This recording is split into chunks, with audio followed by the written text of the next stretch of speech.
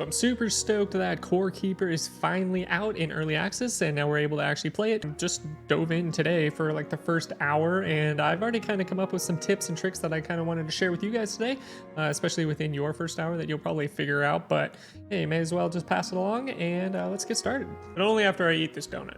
All right, so for tip number one, if you're really looking for deleting a world or character, it is actually under the settings tab. So you go under to delete progress options down at the bottom of the screen, then you're able to like delete the worlds or characters there. So like I can come in and do this. It's not under the actual like game menu, which was just kind of weird. All right, so the next tip that I wanted to share was mouse pointing and making your character move with your mouse, because this is on by default.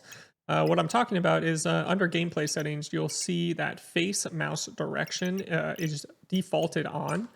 When you come back into the game, you can see my character turning with my mouse moving around.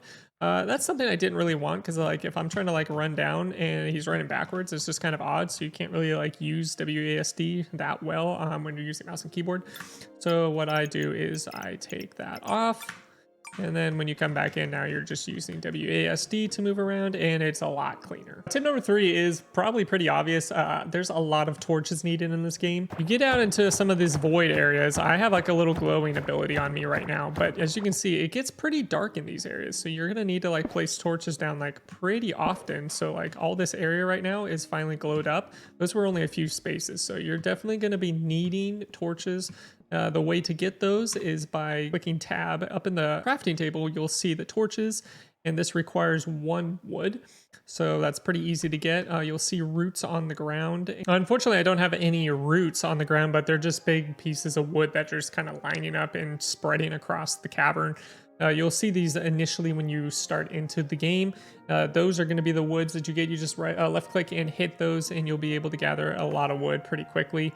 If I went over into my chest, I'm probably pretty sure I have a ton of wood. There it is. I'm at 121 wood so far. Once you have that in your inventory, this will light up and then you're able just to click, left click, and then you're able to add more torches. The next tip would be to get farming tools pretty quick. If you come over to a crafty bench, which you can also craft initially with 8 wood, it'll make a basic workbench and you're able to pop up the tool icon, crafting, and base icons. Basically make any kind of tool that you really need. Watering can and a copper hoe is what you're gonna need to make any sort of farming progress. You'll be able to use things like bomb pepper seeds or heart berry seeds or even some of the root seeds to make more wood available in the game. Once you plant those, then you're able to grow more things. And then once you're able to grow things, you can come back to the crafting menu and make a cooking pot, which I have right over here. Cooking's going to be huge in the game because you're going to need food, obviously, and you can put 2 different items, any kind of item, and it'll just tell you to, oh, I need to craft something. What am I able to craft?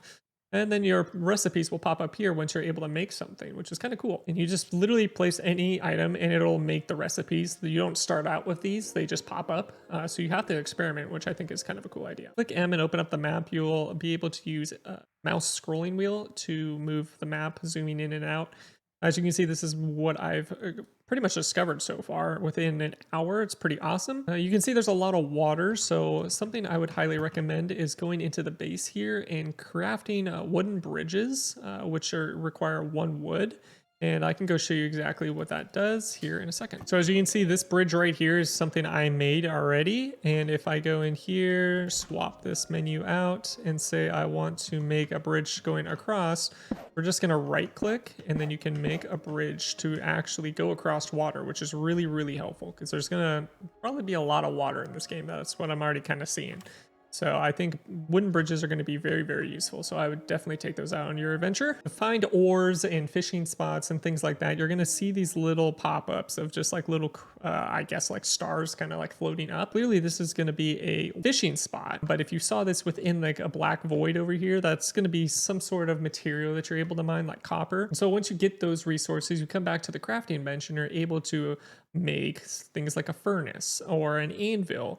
And once you make the furnace, you can actually use that to smelt different bars. And once you just put the ore in here, that's all you'll need.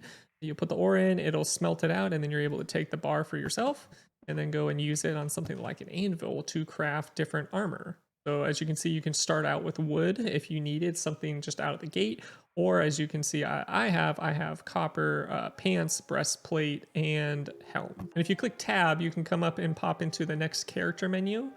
This is a very important menu that you should definitely keep an eye on. This is where you'll be seeing all your gear icons. You see this little icon here, it'll pop up more like a stats menu. So you'll be able to see your max health, how much armor defense you have, different melee damage you're able to do. So like right now I only have 9 to 11 since I'm not really wielding anything.